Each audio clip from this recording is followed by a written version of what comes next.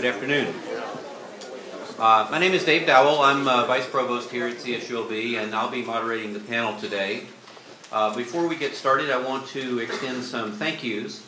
Jeet Josie and his staff from UCES played a big role in organizing this.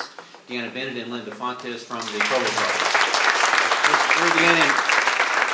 Where are Deanna and Linda? I want them to get attention. Deanna and Linda, where are they? Anyway, I guess they're not in the room, but they played a big role in this as well.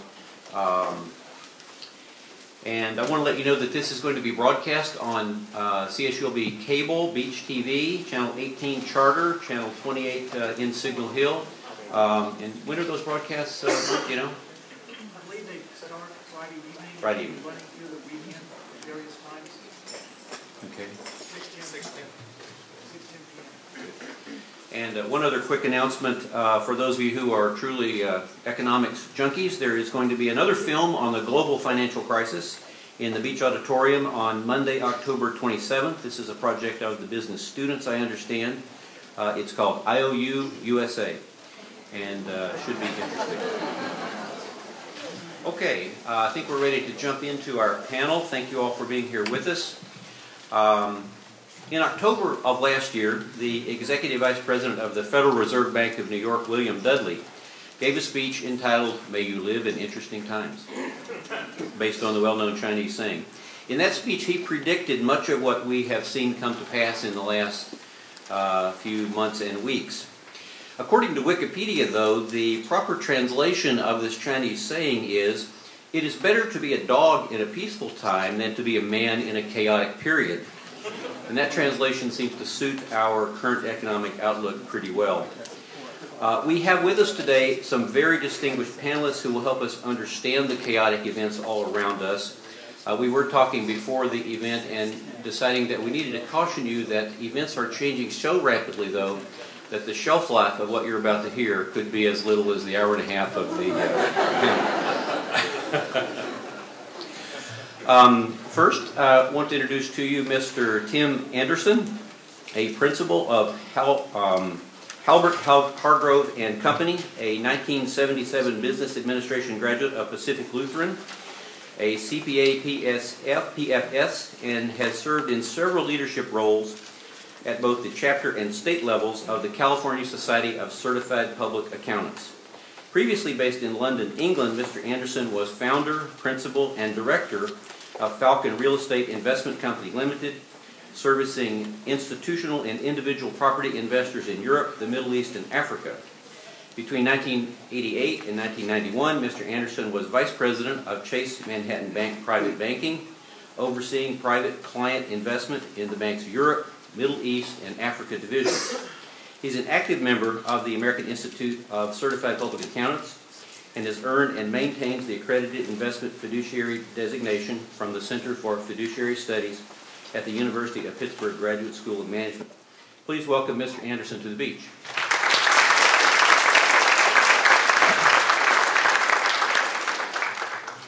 Robert Schack has been in the banking business for more than 40 years, starting as a summer trainee at Security Pacific Bank while attending California State University, Long Beach. Go Beach. He has been Senior Vice President and Division Manager in Security Pacific's California Middle Market Group. In 1992, he joined First Business Bank in Los Angeles as Regional Vice President. In 1998, Mr. Schack co-founded American Business Bank, a commercial bank specializing in serving medium-sized companies in Southern California.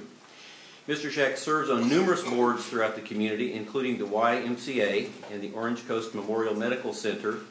He's on the Board of Governors and was the past chairman of the Corporate Scholars Council at California State University, Long Beach. And he is an ambassador for higher education for the California State University system, obviously dedicated to education, and a member of the Pepperdine Grazie-Dio Graduate Business School Board of Visitors. Mr. Schack holds BS and MBA degrees from California State University, Long Beach, and an executive MBA from UCLA.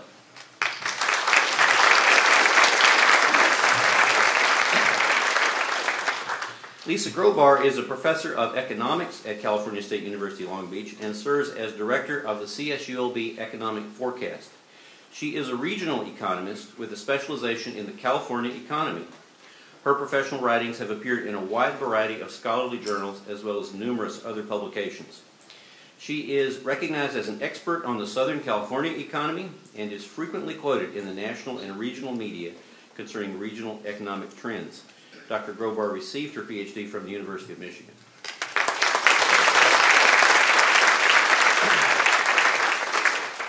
Michael Solt is Dean of the College of Business Administration at Cal State Long Beach.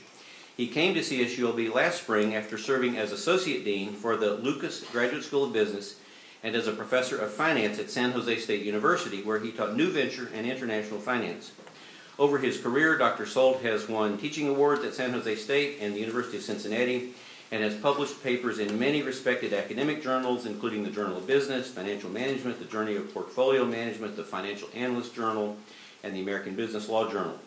Dr. Solt has a BS degree from Ohio State University and an MBA and a Doctor of Business Administration in Finance from Indiana University.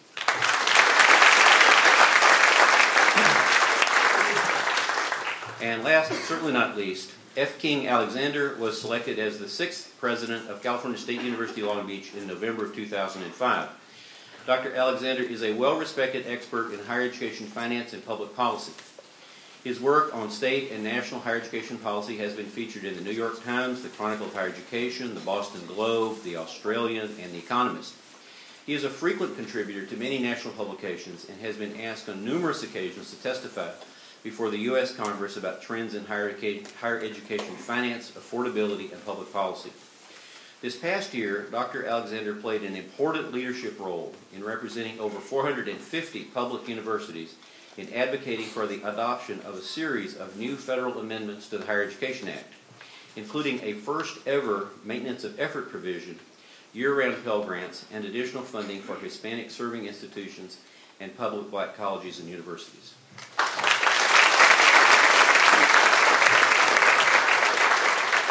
So it's clear that we have a very distinguished panel of experts with us, and let's delve into the deep financial waters, beginning with Mr. Anderson. Mr. Anderson, what is the subprime crisis, and how did we get into this mess? And I'm supposed to leave time for everyone else to talk? Okay. Thank you, David. What is the subprime crisis? And first of all, let me preface my remarks by saying that my perspective comes through the lenses of an investment manager. And in my dealings in the capital markets, U.S. and non-U.S. equities and fixed income securities. So that's where my perspective comes from. And I think I'm going to start actually with a brief explanation of what a subprime mortgage is. And it's a little more complicated than anything that's not a subprime mortgage. What it basically entails are reduced underwriting standards, and I know my colleague in the banking industry might call it more than reduced, but what it really means is there are less requirements to get a mortgage in terms of verification of income, verification of job, verification of assets. Those kinds of things were relatively absent in some of the underwriting of these mortgages. If I can remember my statistics right, we looked into this about a year ago, last August, when this started to unravel, and the U.S. mortgage market, and anybody that wants to help me on these stats is welcome to. The U.S. mortgage market represents about 18% of GDP, and the subprime piece was about 6% of that. So in the context of the overall mortgage market, meaning most of the folks out there are still paying on their mortgages and not losing their homes. So it's a very small percentage. How did we get here? I think we have to go back quite a ways, nearly 10 years now. There was a piece of legislation called the Community Reinvestment Act that basically mandated some lenders to reduce their underwriting standards on some mortgages. And like any piece of legislation, it needs also to have some oversight and some follow-through. And so when the opportunity was presented to the marketplace with these kinds of mortgages being written, we basically put it into the hands of a largely unregulated business, the mortgage lending business and the mortgage brokerage business. So immediately there were opportunities for abuses, and it's our opinion and our view that we got here basically because of wide-scale abuse in that particular area of the mortgage sector. So having established that as, okay, these mortgages are out there, what happens to them? There are packagers, companies on Wall Street that put these mortgages together along with other mortgages. They make us different and various assumptions about default rates, and they build those assumptions into the yields that are established on these securities, and then they sell them to investors. And so if you have a housing market, and I know some of the folks here that are going to talk economics will talk a little bit about the housing market, but I'll say that it's our view that the housing market drives pretty much everything in the economy, and it's because of the consumer en masse. And so if the housing market begins to cool off, in other words, there are not as many mortgages being written, not as many houses being purchased, a lot of houses still being built, it creates an oversupply situation in general, very, very general terms, and this oversupply situation then forces the prices of existing homes to go down. And so when that begins to happen, the next step is it leads to defaults. And that really was the trigger event. And like any perfect storm, and this could easily be considered somewhat of a perfect storm, it's kind of the confluence of circumstances and events, many different circumstances and a couple of different events that cause these things to start to unravel. So those securities became at risk and questionable as to what their real market value was. And if you're a large company, a publicly traded company like Freddie Mac, Fannie Mae, AIG, Lehman Brothers, IndyMac Bank, Washington Mutual Bank, there are accounting rules called the mark-to-market rules. In simple terms, that really means if you don't know what your security is worth and you don't have anybody willing to pay you a price for it, you have to write it down against current earnings. And so they were following the accounting rules. If you look at some of these big corporations that we mentioned, and I am oversimplifying here just in the interest of time, but if you look at what these companies were, they were multiple global companies, multinational companies in a lot of cases, and they had very profitable units elsewhere in the company. But there just wasn't enough income in 2008 to absorb the magnitude of write-offs required under the accounting rules.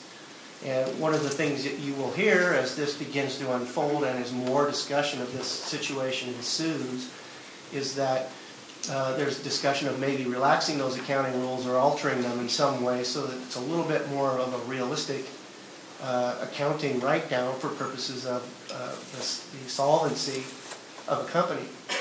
And the thing that complicates the issue is the certificates that these entities hold, that these large-scale investors hold, are liquid.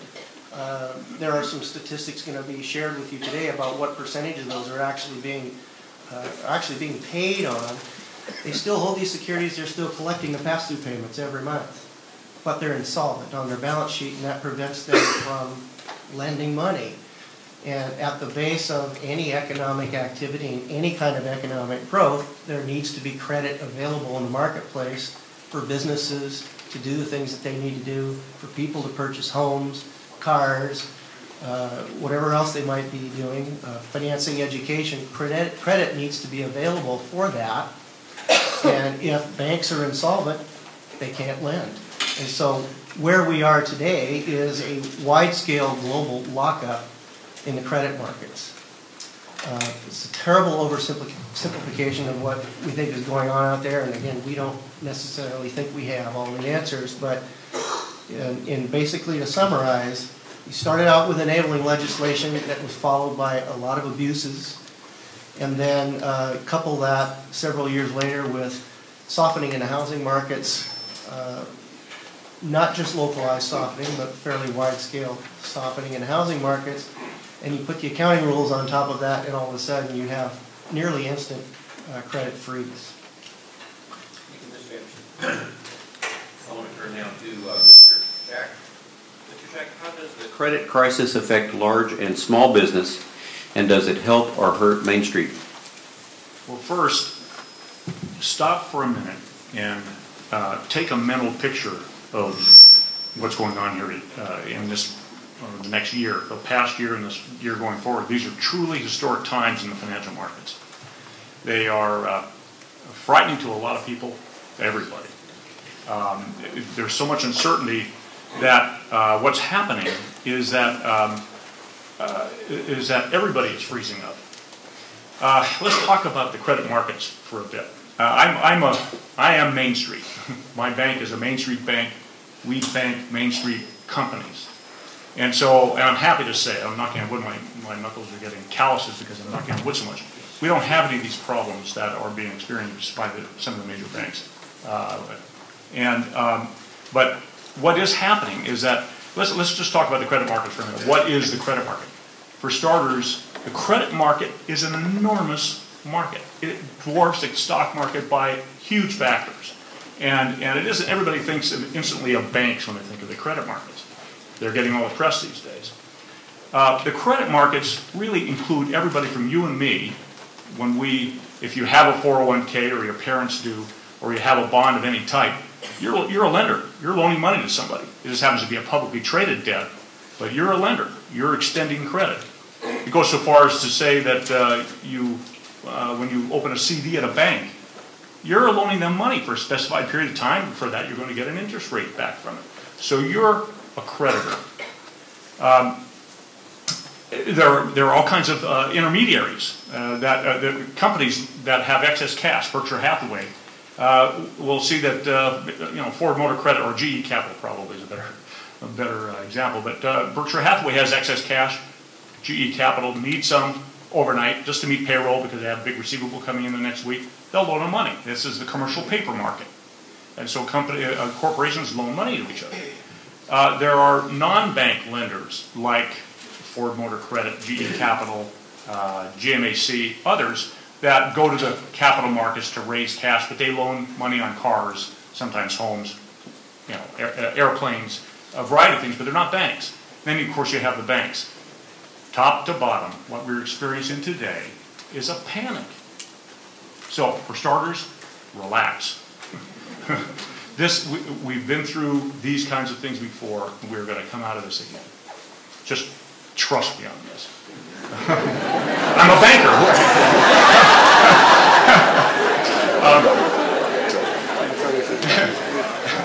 The issue here is when folks like you and I, Main Street folks, start.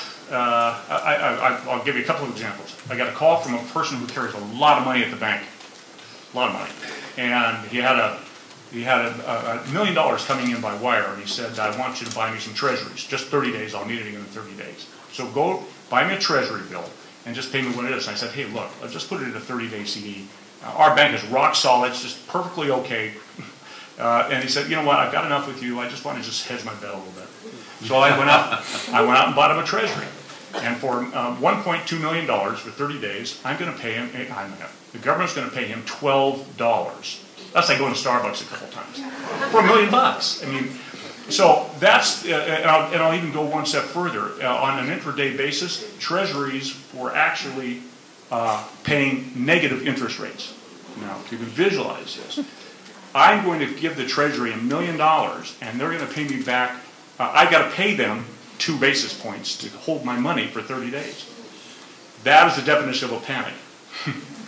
It's irrational. It's the opposite of irrational exuberance. It's going exactly the opposite way. And this is just us doing this.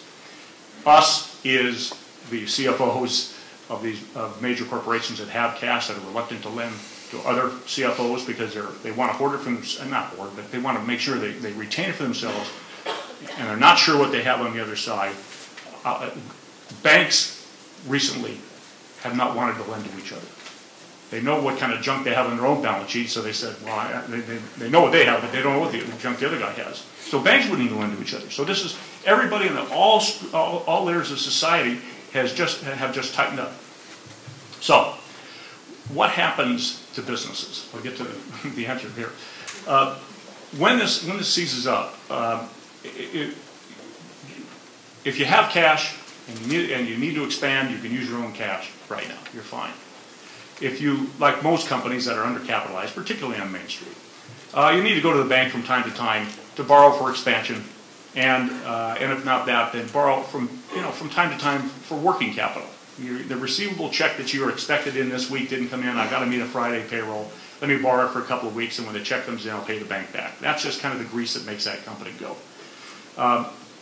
What's happening is, and will happen, is that as these write-downs are taking place within the banks, I'm just going to address the banks now because it's kind of emblematic of everything else. The banks are fighting two things: falling asset values, that is, in the paper they hold, the mortgages they hold are starting to default a little bit, so that makes that loan worth a little less. And then they're seeing the underlying value of the collateral, meaning the single-family homes, decreasing in value. Now, you as a rational lender, you have cash, you're going to make a deposit in a bank. If you suspect that the value behind that loan is going to be dropping, what's your rational decision? You're not going to put it in there. You're not going to make the loan. So what happens is that, so the banks are fighting this from a fundamental standpoint. And then there's this artificial mark-to-market nonsense. I'm going to run over, but I got the mic. Just to put this whole idea of a mortgage-backed security in kind of real-world terms. Let's imagine there are 1,000 borrowers out there, and all these loans are made, just regular loans, and so we have 1,000 people making payments every month. Right now, the delinquency on mortgages is running about 4%. Default rate is probably 9%. So let's say that 10% of the people in this mortgage-backed security aren't making their payments. That's 100 people. 900 people are still making their payments. Instead of calling it a security, let's call it a 1,000-unit apartment house. We can kind of relate to that. Same thing. We have 900 people making their monthly rent payments, and 100 are having trouble, and you're working through those. The value of that apartment house is not zero. That's the bid. Per the accounting rule, I can't sell it to Tim. I have no bids for it. I have to take a snapshot of my balance sheet on September 30th, and if I have no buyers for it, I have to mark that thing to zero in the extreme case. That apartment house is not worth zero. So, but that's what the accounting rules say I have to do. So when that happens, okay, so I take this $1 million apartment house and I have $1 million net worth, I have to mark it to zero. What happens to my net worth? It's gone. So I have a perfectly good apartment house, and it's a functioning, viable business, and my net worth is wiped out. Well, that's insolvency. And that's what's driving some of these banks under. I think that's what happened to Lehman. It's what happened to WAMU. It's what happened to all these banks. This is an accounting rule that has a certain relevance in certain times. It has no relevance today. Now, I'll just take this one step further, forgive me. So, let's say I have enough capital to write this apartment house down to zero. And I have $2 million in net worth. So I have $1 million left over. And I've got enough to get me through all of this nonsense that we're experiencing right now, this panic. And then somebody steps out of the bushes and says, hey, I'll give you $800,000 for it. I think you've got a 10% default rate. I'll give you 80 for it. And I'll make 10% on it, and plus the interest along the way. I get to, and I sell it to him. I get to write that asset from zero right on back to 800,000. So what does my next P&L look like? I'm a genius. I've made a fortune. Neither of these accounting treatments is transparent in any way. It doesn't reflect what's going on in the business in this business model. So we have to find another way.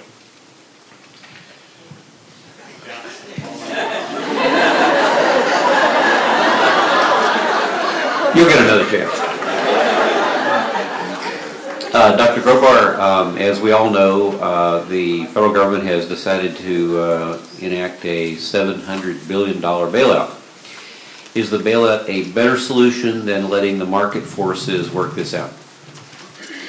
Well, the concept of letting market forces work things out was actually very popular in 1929. This was precisely the advice that President Herbert Hoover got from his then Treasury Secretary, Andrew Mellon, who advised him to take a hands-off approach to the economy and to, quote-unquote, allow market forces to liquidate bad businesses. And it was felt at the time that taking this kind of passive approach would enable the economy to kind of heal itself in a fairly short period of time. At the same time, the leaders at the central bank, our nation's central bank, the Federal Reserve, ended up taking a similarly passive policy stance. They basically stood by and allowed a series of bank panics to cause literally tens of thousands of banks to fail across the United States. So we all know the result of these particular policy choices. It was called the Great Depression. I think that we've learned some important lessons from the experience of the Depression, although I think some of the lessons got a bit diluted over time, and then we have to come back to them. First and foremost, the importance of the country's financial system in the overall health of the economy, and the necessity of safeguarding the health of the financial and banking system through regulation and oversight.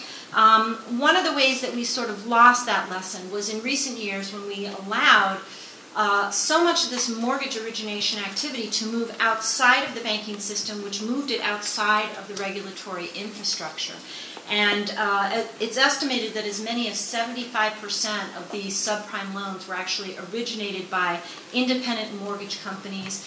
These are companies that are just simply, they only need to get a state charter. There is no comprehensive system of oversight. So I think that lesson of the Depression has come back to us again, and that was a key mistake. I think the second key lesson from the Depression is that we found that market forces, while they do work, may take exceedingly long to resolve an economic crisis and impose an exceedingly high cost on the economy, and that a better outcome can be found with government intervention in a crisis like this. So to summarize, really my answer to the question, is it better, is the bailout better, or letting market forces work? Certainly my answer is an unqualified yes. But not just to the bailout, because the bailout is sort of the public response that we've all observed. The bailout really involves what we call fiscal policy, that is actions of the Treasury and elected decisions made by the elected officials. And I think the bailout is going to be an element of policy that is going to help us.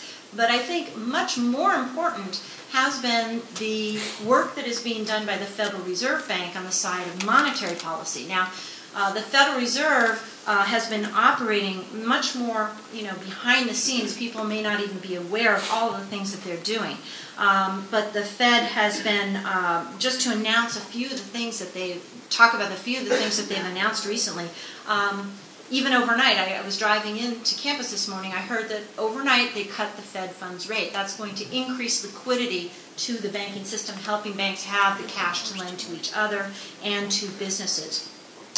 Another thing that the Fed announced just this week was that they were going to enter the commercial paper market. Now, I've not seen the Fed do this before, but it is an emergency measure, and I think it is appropriate to go in and purchase up commercial paper directly, in some cases from issuers, to try to ease up credit conditions there. I think the work of the Fed is going to be very, very important in getting us out of this financial crisis.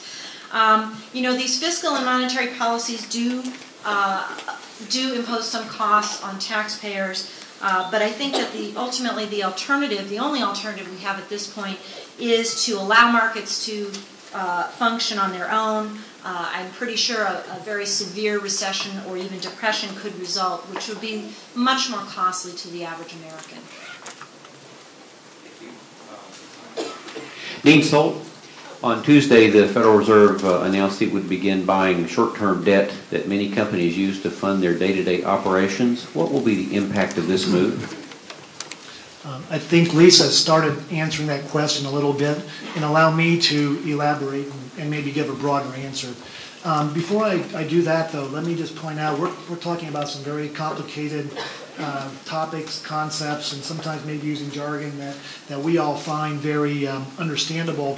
But if you maybe don't have that level of comfort with some of the terms, the College of Business Administration has prepared a web page with a lot of links that may give you some deeper understanding of some of these issues. So if we make you think or make you wonder, that's probably a good thing. But hopefully we can answer some of those by, you can either go to the main page of the university and click on a link, or go to our College of Business Administration webpage and get some of these answers.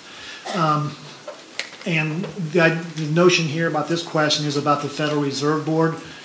We've been talking about commercial banks, and Bob lends money. He borrows money from depositors, so he has a commercial bank. The Fed, as we call it, is not really a commercial bank. It's the Federal Reserve Board. There's 12 banks in that system, and as Lisa pointed out, it does one of the things it does is sort of coordinate and run monetary policy.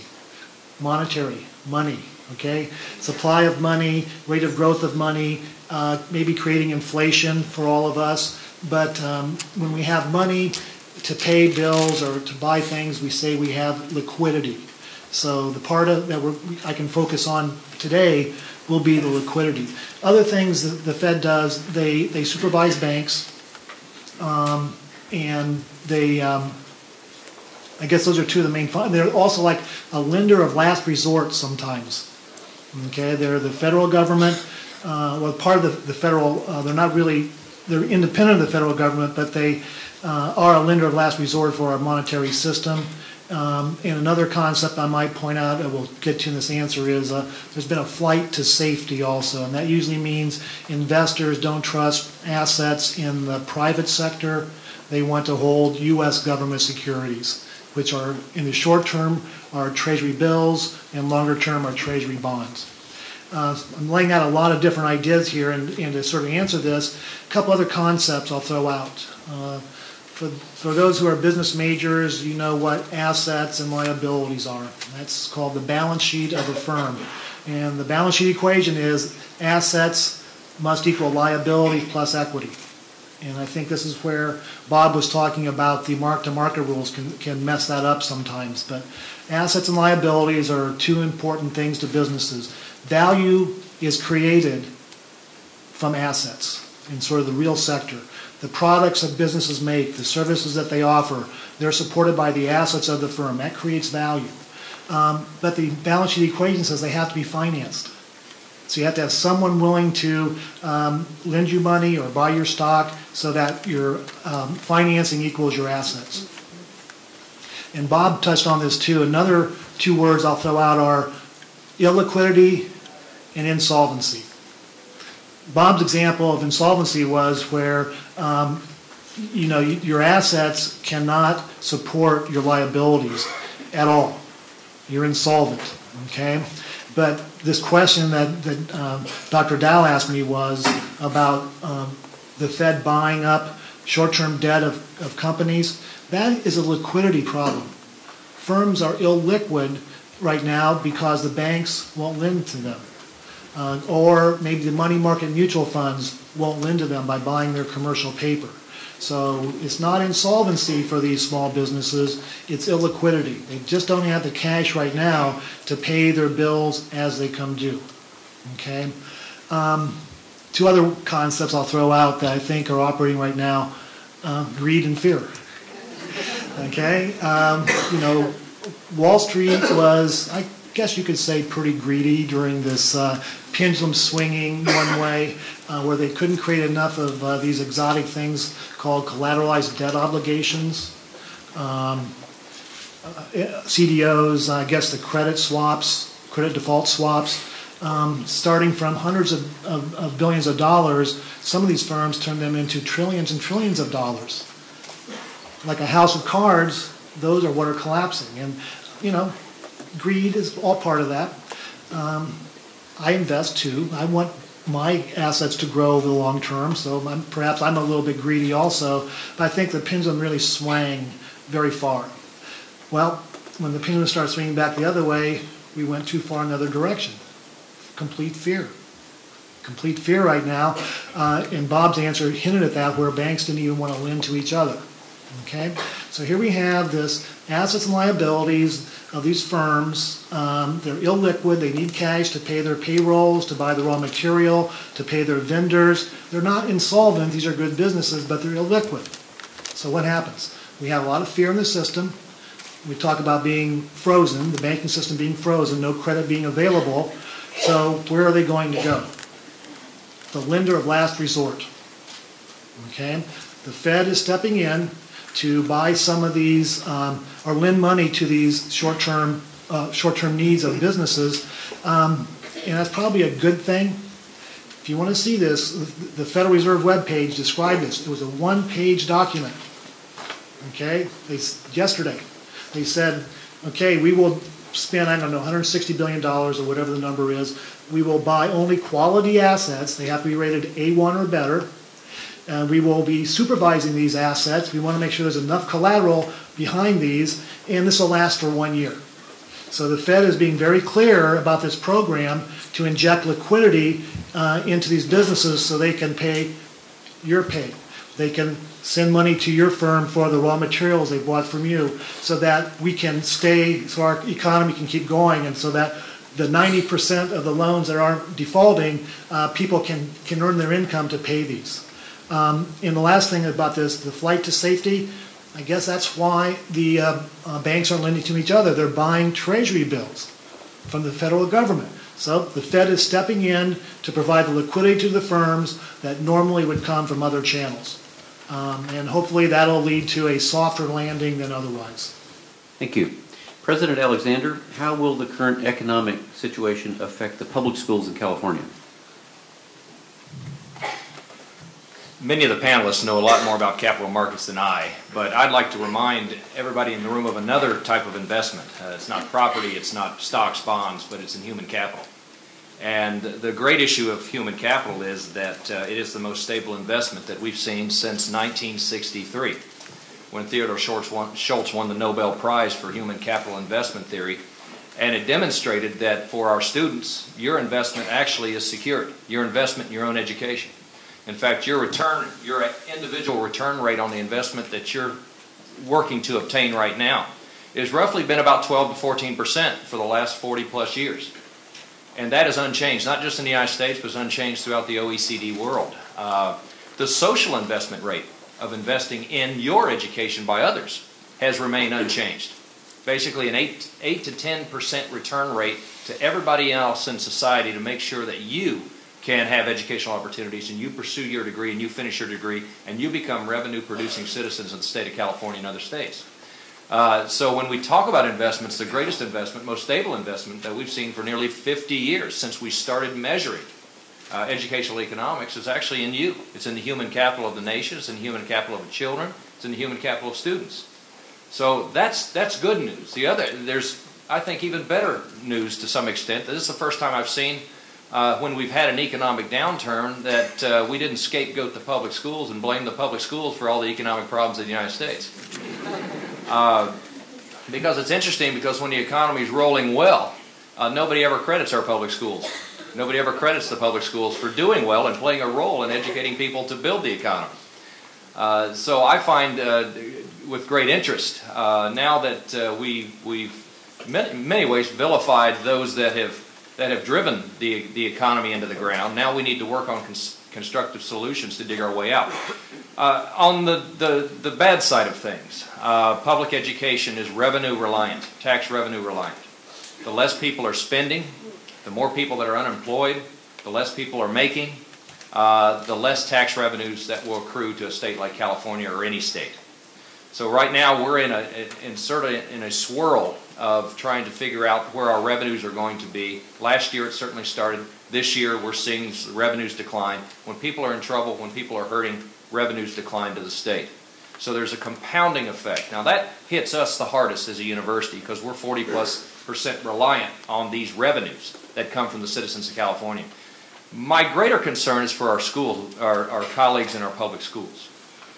Because not only are they reliant on these revenues and these state funding issues and decisions and cuts or lack of additional funding to support the students who need it, but they're very property tax reliant. And we've already seen states like Florida who've gone through reassessments of property value. They've dropped 20% on the homes in Florida, which meant that property taxes have gone down 20% for many people, which on the surface may sound very good. But in addition to that, that means the net worth of the family owning the home. For most people, the net worth of their family the bulk of their net worth is vested in their homes, is vested in where they live. And in addition, the public schools haven't even begun to feel the ramifications of reducing 20% of their base through property taxes, which may not hit this year, but will probably hit next year and the year beyond that. That's particularly relevant to a state like California, who has already some of the largest student-teacher ratios in our schools, who has fallen to 49th in tax effort in support of its children, of which we spend a lot of our time as a university helping our schools offset these financial challenges that they face every day. So with revenues declining, with people not spending, I think you're certainly going to see these revenues decline. The holiday expectations are going to be way below what we've seen probably in a decade or beyond that.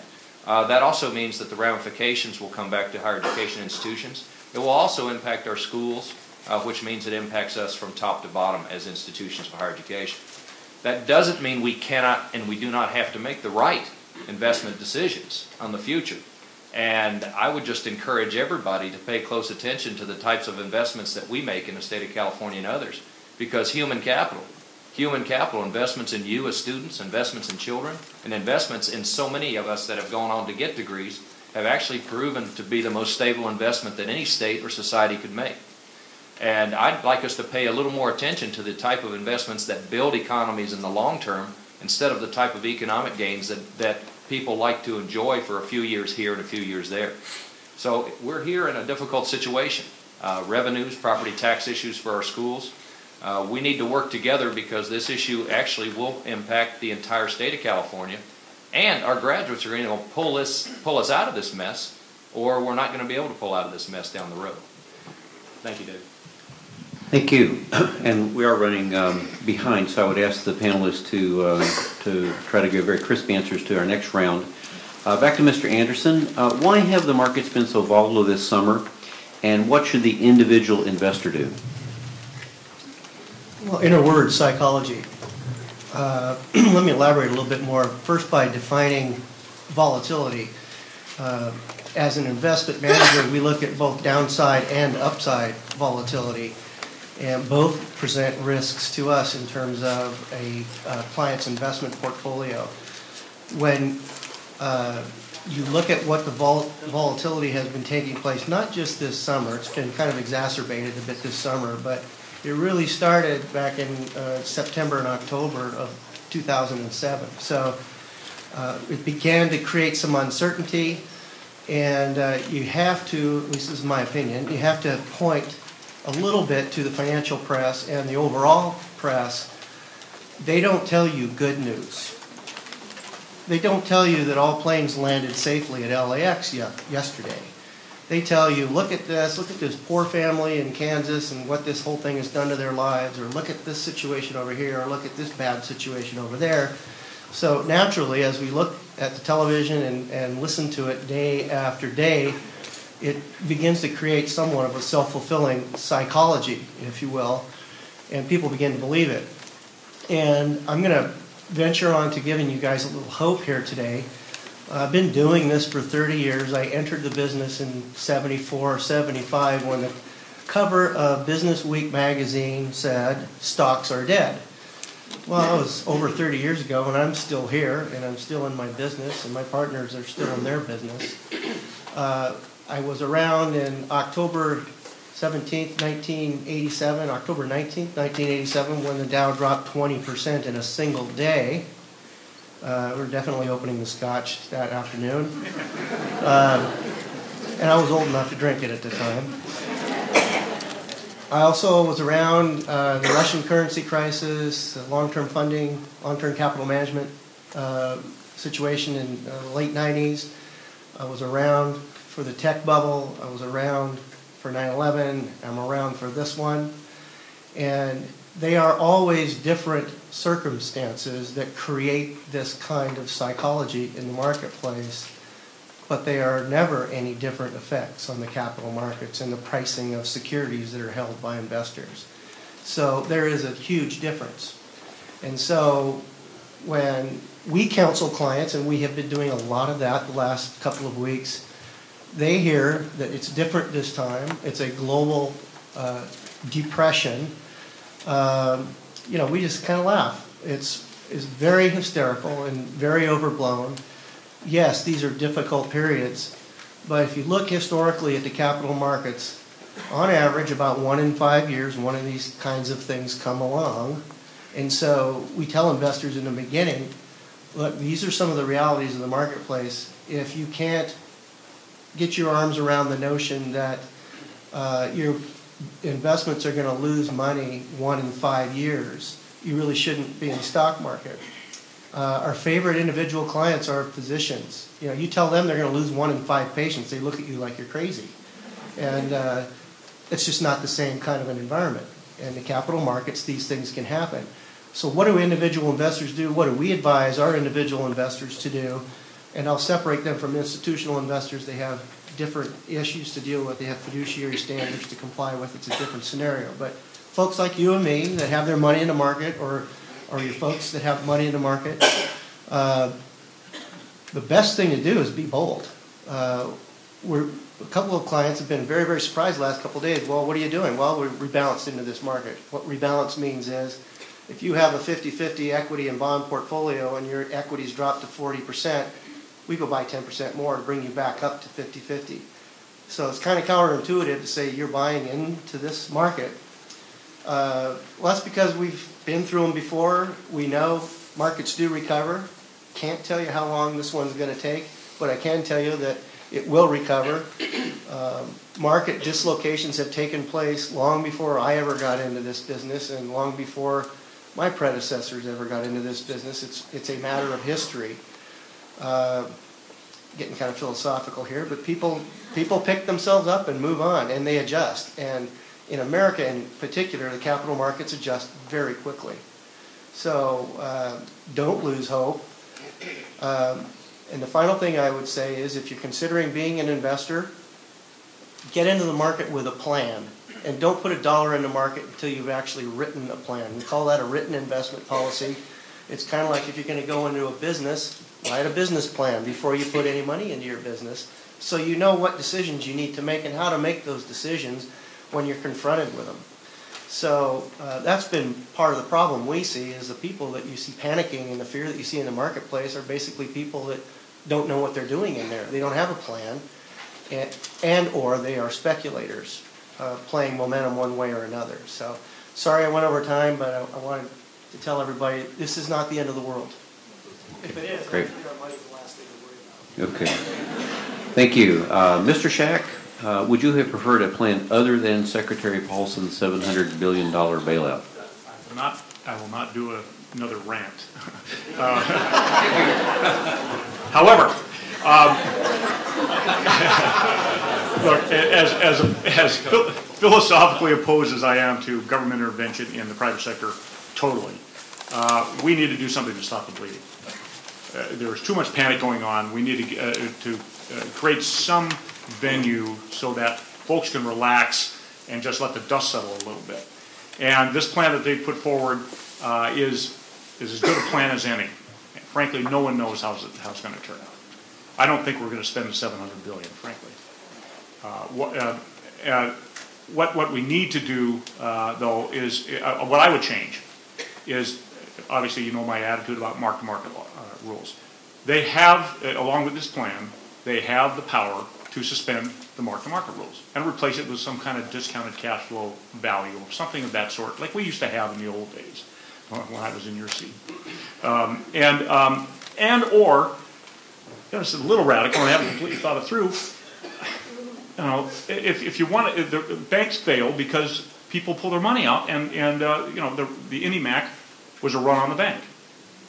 But basically, people it came out of, there's a political side to this, but there's a certain senator that wrote a letter to the New York Times saying IndyMac was going to fail. Well, what would you do as an investor or a depositor at IndyMac? You go money more and pull your money out. It's exactly what happened. The Fed was already in there getting ready to marry IndyMac off to somebody else, and they had to seize the bank. That caused losses of deposits and such. So, so that's what creates bank failures. People lose confidence and they head for the exit. The alternative to the mark-to-market thing, it's kind of radical, is to just insure all the bank deposits tomorrow. Then, you know, and everybody can say, well, yeah, that's going to cost us, you know, everything we ever had. It won't, because you'll relax. I'll relax. And then we can work out all the nonsense on the asset side of the balance sheet, whether you use mark to market or not. Frankly, Ireland did it. I think the EU is considering it right now. So that's an alternative to this, and I think they've got that in that arrow in the quiver as a possibility, and some other little things too. But the one thing that Lisa touched on and Tim did, and then I'll stop, is that compared to 1929, when the Fed stepped back, didn't do a thing, the money supply decreased by 30%. It's like, it was exactly the opposite reaction that should have been taken. They raised taxes and decreased the money supply 30%. That is not this group of people that's kind of run this bailout now. It's exactly the opposite. They're making sure we have plenty of liquidity. We're going to try to right-size the market, get us confident again, so we all will start putting money back in gradually and do the smart things the right way. So I think you can sort of step back from the precipice right now, and then one other thing, as a student, really get into this, because whether you're a serious business student or not, this is an historic deal. Listen to Bloomberg, read the Wall Street Journal, read The Economist, and really kind of try to understand how this is working, because it'll help put things in perspective for you as you get older and all of a sudden you find yourself my age and just beginning to put the pieces together. So that's all. Very good. Dr. Grobar, are we in or headed for a recession? Will it be shallow, deep, regional, national, global? And what is the economic outlook for Southern California for the next year? Okay, I think the answer to the first question is yes. I think we are actually in a recession right now. I think that recession is going to last for the next 6 months. But having said this, I should mention that this opinion of mine is really a forecast. And the reason for that is that as economists, we generally only know that we've been in a recession after the fact. Some of the key economic statistics that we use to gauge whether the economy is in recession are only released with a lag.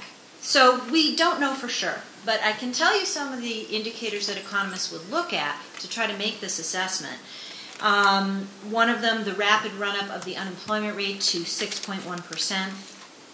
The big drop in employment payrolls that occurred in the month of September, the severe softening in consumption spending in the third quarter, the continued deterioration of the housing market, and then finally, the one area that's been the bright spot in our economy has been the export sector because of the weak dollar, but we're starting to see our exports weakening now too, and it's because so many of our trading partners are starting to have big economic problems of their own.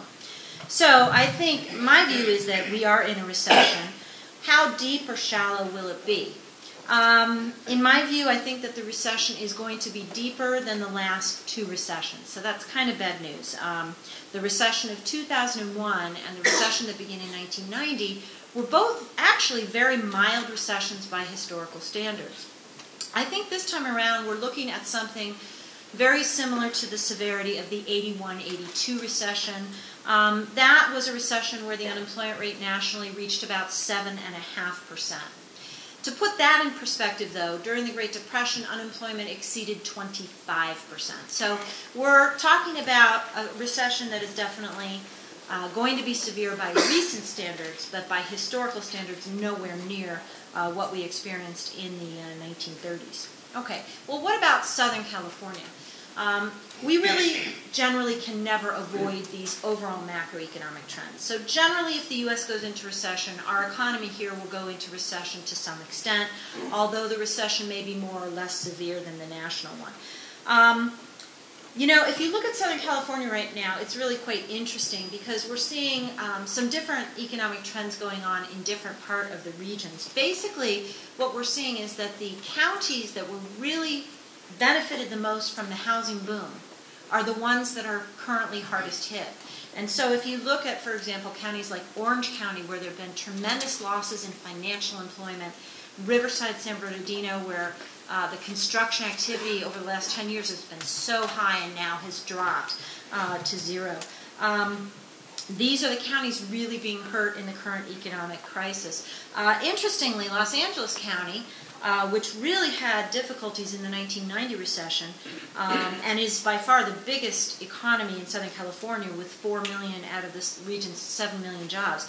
LA County's doing pretty well. You know, we're seeing some very mild job losses in Los Angeles County. Over the last 12 months, we've lost less than 0.5 percentage point of our employment base. By contrast, the job losses in Orange County and Riverside, San Bernardino have been about 2% over the last year. Job losses in Ventura County, 3%. So I think it's going to be a regional recession that is going to be geographically uneven, with some areas declining more than others. But I think the general time frame of the recession will be very similar to the national one. I think we're going to see the largest actual decline in economic activity occurring over the next 3 months, with a recovery beginning in mid-2009. Thank you. Dean Schultz, this next question is rather of interest to people who work here. On Tuesday, California Senator Flores proposed asking our public retirement systems, CalPERS and CalSTRS, to purchase the state's debt in order to help solve the state's liquidity problem, including paying state employee payroll and funding schools. What would be the impact of this proposal were it implemented? Well, first of all, I don't think I would recommend this. I think I have reasons, though. It's my money. Well, that's part of it. I think it's a very well-intentioned idea. California is in a tough situation, and I'm not sure whether it's a liquidity crisis or a solvency crisis. Okay, but in the short term, California needs $7 billion to pay its bills, and Governor Schwarzenegger had asked the Treasury if perhaps it could get a loan from the U.S. Treasury. That might be a better place, the Fed or the Treasury. I mean, those are the lenders of last resort, if you will. Massachusetts had floated the same idea a week or so ago, but today's headline says Massachusetts is able to go to the private market and borrow the funds it needs from non-government sources. Now, getting back to CalPERS and CalSTRS, those are retirement systems. That means that some of my salary every month is donated to CalPERS. President Alexander and Provost Gold are nice enough, and David Dow are nice enough to contribute some from the university.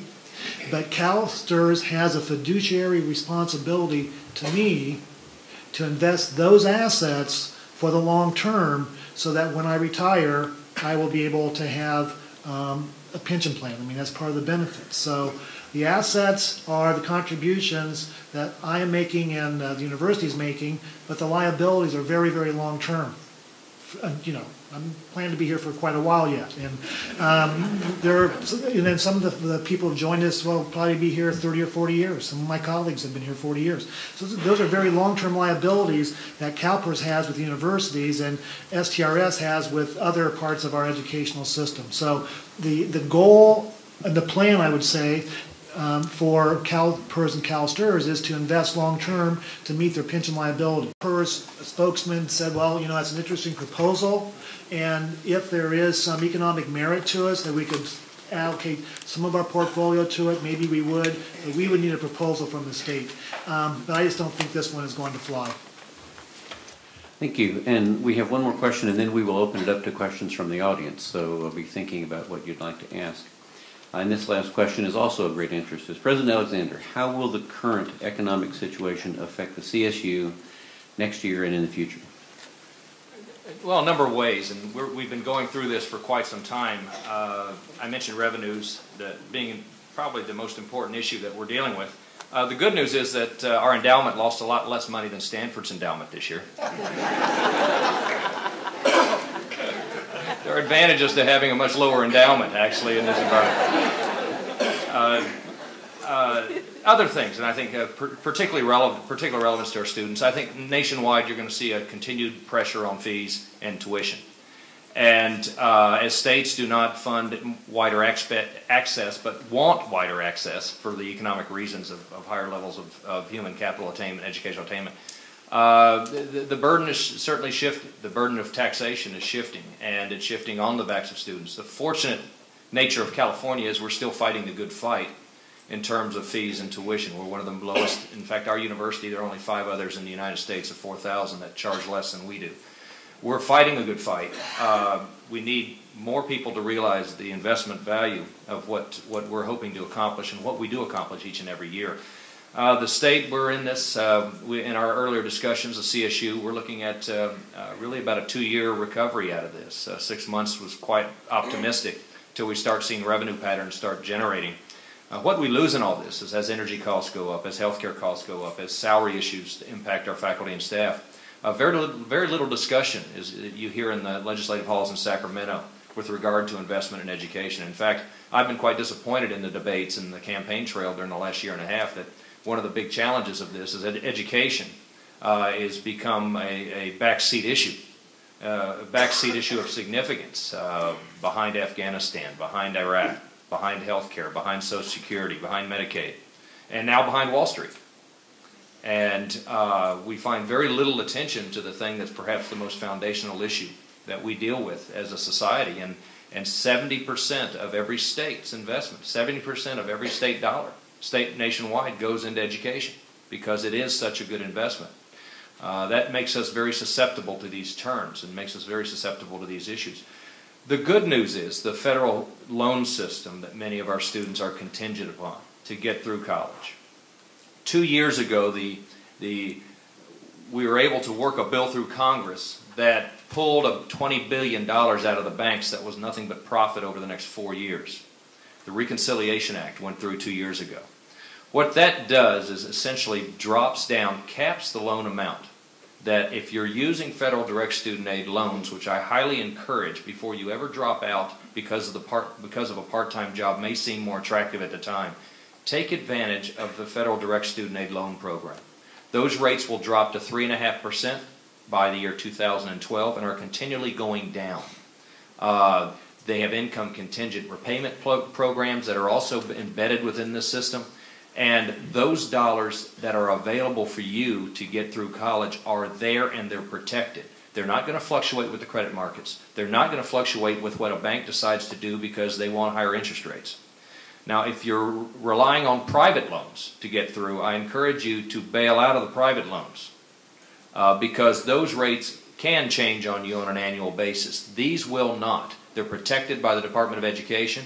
And we've got another backup system in the Department of Education, which is direct lending, which over half of American higher education institutions already have adopted to even get the lenders and the private lenders out of the middle of the direct loan industry, which is worth $50 billion a year. Our students need this type of assistance. These are good investments versus bad investments. And there is a definite difference between credit card debt and then student loan debt, because you're investing in yourself. And as I pointed out earlier, that's still bringing you 12 to 14% return rate every year for the rest of your life. Know the difference. Work with the university, whether you're on our campus or other campuses. Make sure that you're utilizing what's available to you. Students are in a relatively protected zone here. Those that are moving on into the career market who are graduating, I encourage you to know your field well. Our engineers, there's more jobs than you need out there. Our nurses, there are more jobs than you need out there. Others that are hearing from other graduates that the markets are tightening and the unemployment has hit those areas, and you're deciding on whether to go to grad school or to go into full-time employment. It might be a good time to consider grad school a little more seriously till you can wait this out for 1 or 2 more years. It's because the resources are available for you to go to grad school. And it's a good time to wait out a bad economy because the incomes are coming down in many fields, while others are still in such high demand that those jobs are still there. Know your field. Talk to your professors. Talk to your faculty about what's going on in the marketplace. Are the graduates that went before me getting good jobs, or are they coming back to grad school? Because that may be a good indication whether you should go into grad school or not right away. Thank you. For one of the most interesting parts of our program, the questions from you. We should have a couple of people wandering around. We have them with microphones. And I want to say that we're particularly interested in hearing thoughtful questions from business students. Would be particularly interested. We've got one right here, Sheila, if you can get to her. Right over here. I understand that the top figure on the bailout for the Simmons and loan scandal under Charles Keating many years ago was $200 billion. That figure raises the question, and that action raises the question about what kind of safeguards would you like to see put in place in the future to stop the kinds of things that we've seen happening going back before that and actually obviously since. Who'd like to take that? Tim? I'm not sure I can really weigh in on that one. As I had a little hard time hearing it, but everybody, you talk about the greed that was part of this whole thing. There is plenty of greed to go around. You started with the borrowers, who in many cases knew they were taking out loans that were way over their head when the interest rates increased. They knew they didn't have the down payment. Quite often they knew they didn't have a job that they were telling people what they were doing. So there's a certain element in the subprime mess of this greed on the borrower's part. The mortgage brokers knew what they were doing, and they were generating these loans. They had no skin in the game. They were just packaged up, make the loan, hand it off to an investment bank in some sort, and or to their company, who would package them up with 1,000 others and sell it to Wall Street. And they'd go out and mix and match these things and get an S&P rating or one of the other ratings that said this was, this was an A-rated security. And so everybody, the investors didn't do their homework. They were lazy and searching for yield like crazy. So they were greedy. So how do you legislate against greed? Forget about it. What you do, however, is we need to unscramble this regulatory system. There was a great article in the New York Times Sunday that had what looked like a Rubik's Cube, and they were trying to say who the regulators were. And I can tell you from first-hand experience, that's a fact. We need to unscramble that. Get one group in there that knows what they're doing. We just had an FDIC exam. I can tell you we passed with flying colors. It was fabulous. These were good people. They understood their stuff. But they're always going to be behind the curve from financial innovation. So, can you ever? We tried with Sarbanes-Oxley to get rid of corporate greed and accounting shenanigans and all that kind of thing. That's a bust. It sure didn't protect us from this thing. So what we need to do is not abandon the capitalist system. It is the messiest system on earth. It is, but in terms of long-term personal growth and happiness, particularly with American culture, it's much better than a centralized planning thing. Centralized financial planning is very neat and tidy. You can get things done in no time, but there's no incentive there. There's no real life there. So it's a terrible answer, but we need it. We need to get back to basics, which everybody's going to do in spades now, and we need to have adequate oversight as this thing begins to evolve again. Wall Street, as we knew it, is gone. The last two big investment banks are now commercial banks. The hedge funds will probably take their place in terms of financial innovation, but they're privately owned.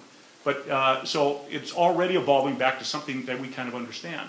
After this bailout does whatever it's supposed to do, and I believe it is going to, once the bids start happening for these assets that no one is bidding for, the tremendous amount of liquidity that's sitting on the sidelines, you and I will start pulling money out of our mattress, figuratively, and I think this could take kind of a rapid, rapidly liquefy some of these assets, and then we're going to be facing an old-fashioned recession, which I think is going to be pretty tough. That doesn't really answer your question, but it's the best I can do. Okay, lots of people want to weigh in, but we've got lots more questions, so quickly. Two parts for safeguards. Is this on? Yeah. What Bob was talking about was at the time the loans were originated, the mortgage brokers get a fee, so they have an incentive to write every contract that they can. The lending standards were such, there were things called no income verification loans. You say you have income, they write it down, you get a loan. So tighten the lending standards there, and then after the loans were packaged and sold off, it's into an unregulated market for financial derivatives. Banks are regulated, firms are regulated, they have to follow Sarbanes-Oxley. So more regulation on the derivatives markets. More regulation on lending standards, more regulation on the derivatives markets. Okay, we've got one here. My name is Haley Brandt. I'm a graduate student in the economics department here at Cal State Long Beach. I know Dr. Grobar very well. My question, we've talked about the liquidity crisis, and we've also talked about student loans and how necessary they are. President Alexander, you mentioned for those people who have private loans, maybe they should get out of those and go into public loans. I have a number of friends in law school who are absolutely, they rely on private loans especially. First of all, because of the liquidity problem, is the money necessarily going to be there for these student loans? And also, for the people who can't get out of them, is there going to be some sort of problem that they really need to worry about? They're in greater jeopardy within the private loan because many of the same banks that they're getting private loans are getting out of the business because of the $20 billion that was taken out in the Reconciliation Act. It's not as lucrative for banks and savings and lenders to be in the student loan market anymore. So it wouldn't surprise me to see many more of these banks fold and move out. Now, the recent legislation protected some of those. I think that students really need to carefully weigh where they're going to law school, what types of costs they're incurring. Many institutions will tell you up front, they will tell you that don't worry, it'll be worth it if you come here, pay what we ask you to pay.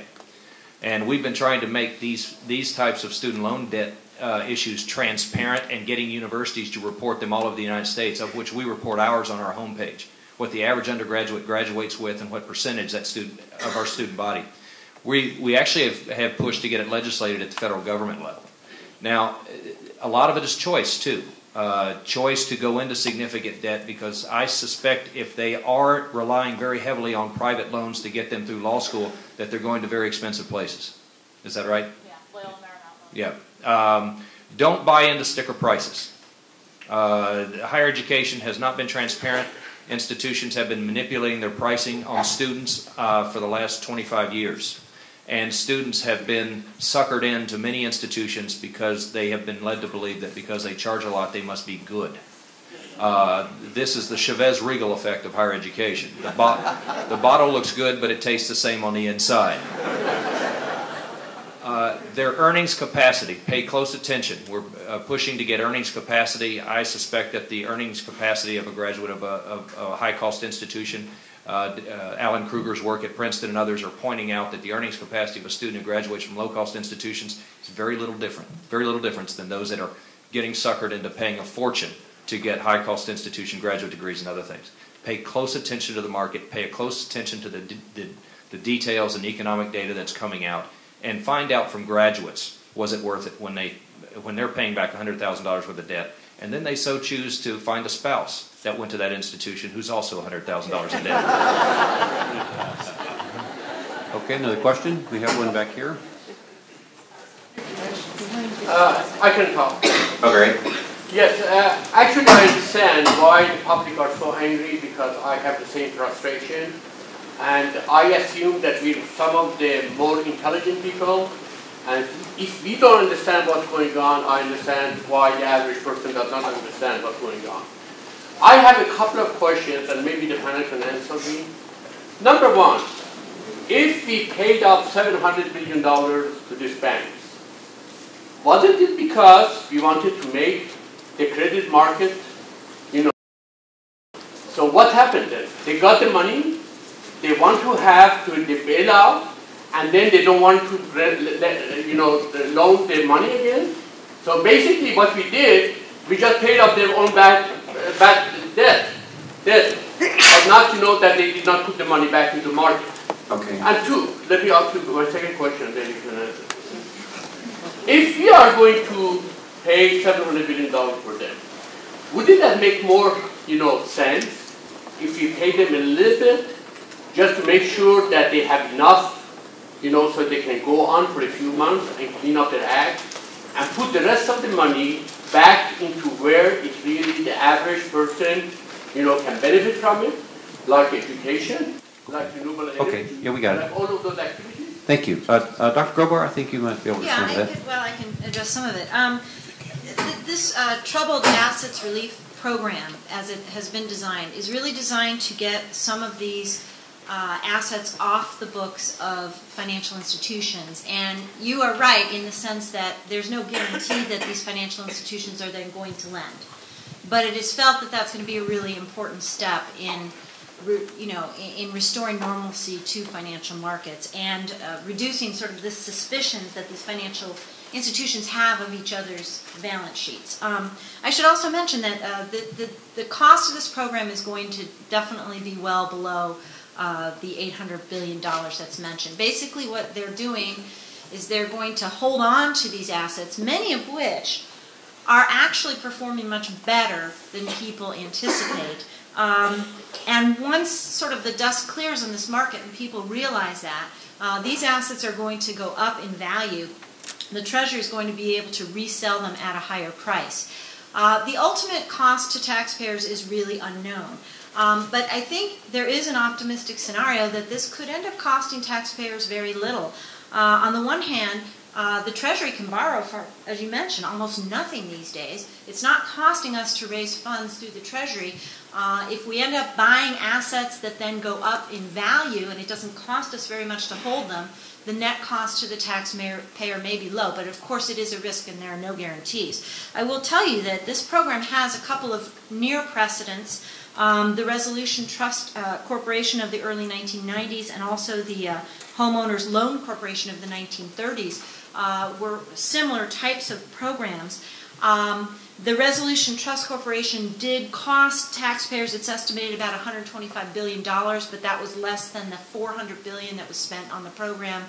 And the program in the 1930s was liquidated in 1951 with a net profit, returned $14 million back to the Treasury. So we don't know, what the net cost will be, but I'm confident it will be a lot less than the $800 billion. Thank you. We have a question right here.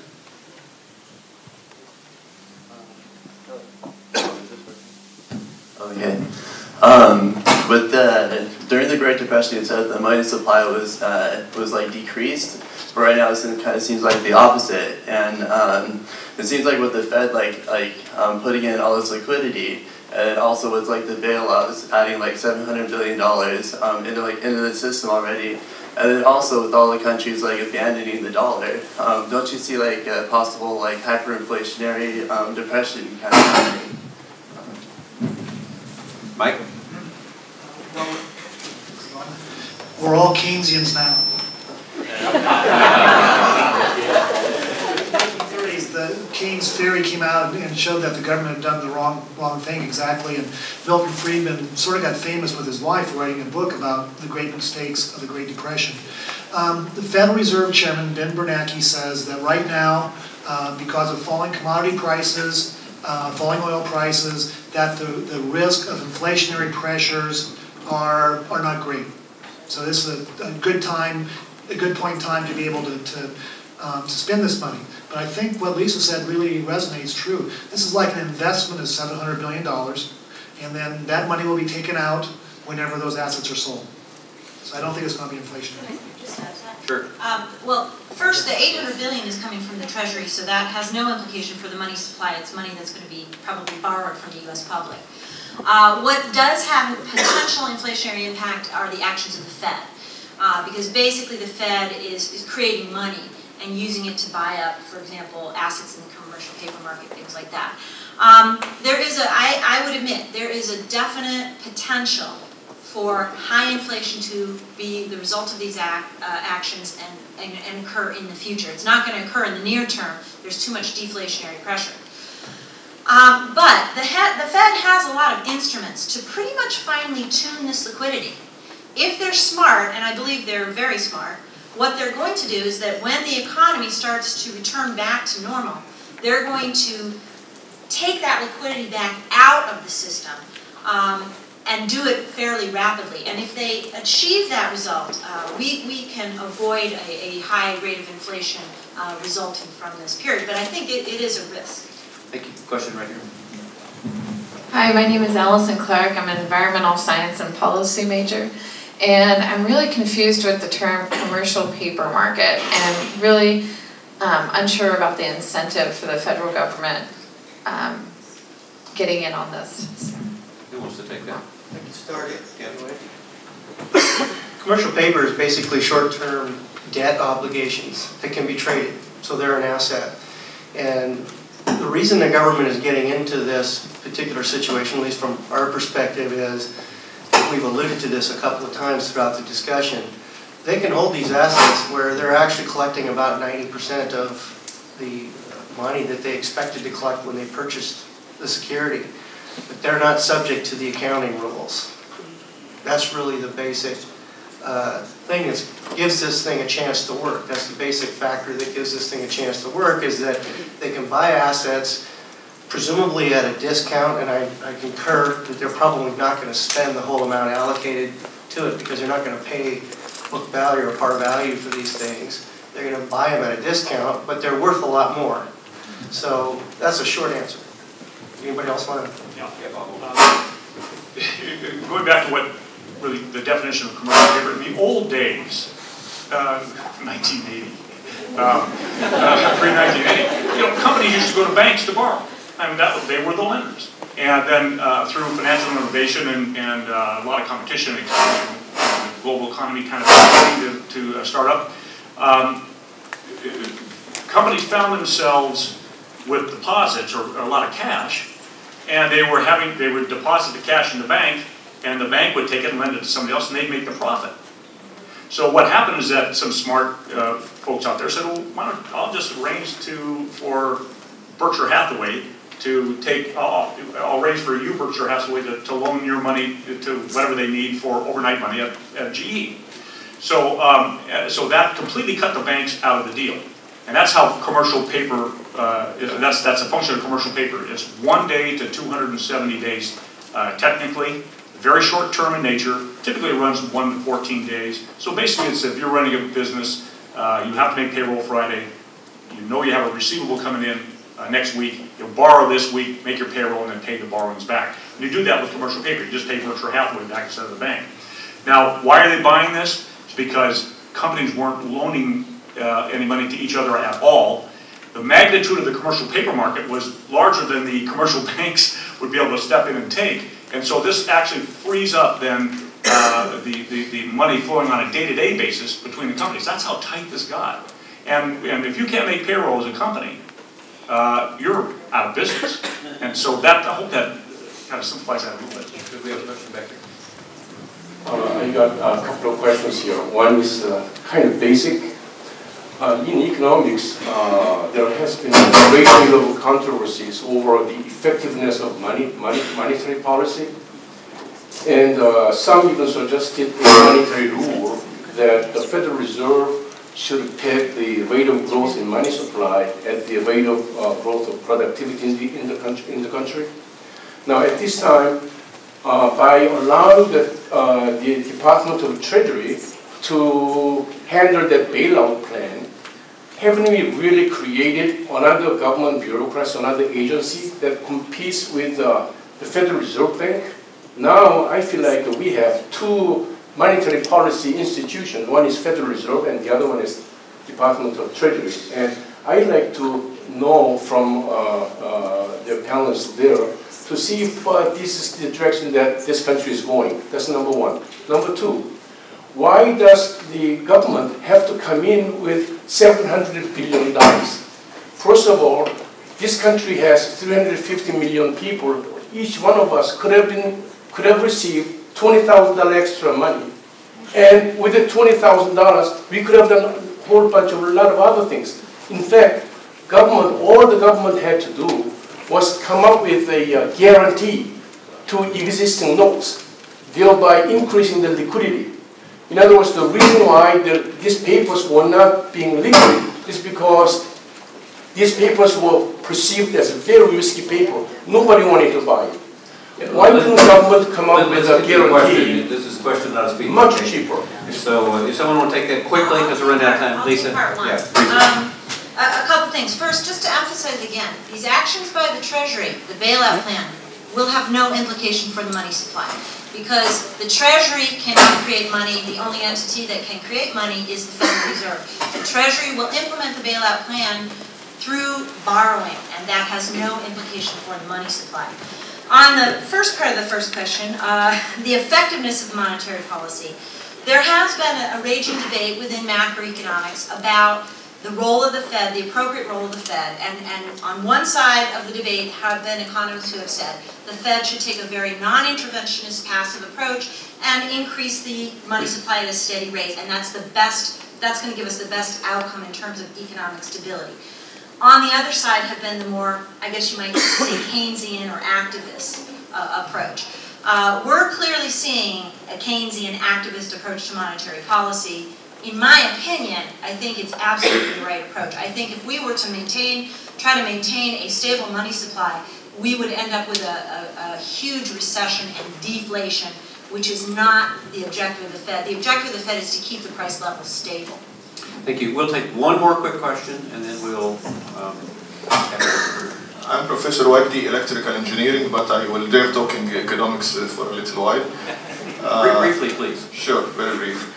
I think the core of the problem is that the businesses and the banks are not realistic in dealing with the actual numbers and actual capabilities of the people, because on both extremes, the ones who want to buy homes are overrepresented sometimes in terms of their capabilities. In fact, they are not able to buy homes, but they present fake information so that they qualify. On the other hand, there is a... Can you get to the question, please? Yes, I'm going to get to that. The other side of the story is that the book value of some houses is zero, when in fact it has a real value. So there is a misrepresentation on both extremes. My point is the whole crisis indicates that the 100% capitalism doesn't work. You have to have some kind of government intervention so that this thing gets regulated. Thank you very much. That sounded like a speech.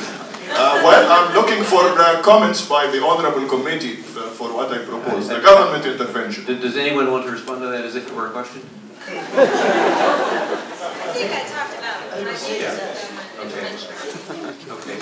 Let's take one more question. This gentleman had his hand up patiently. We'll take his as the last question. Hi, good afternoon. I'm J.C. Azaga. I'm a grad student in healthcare administration.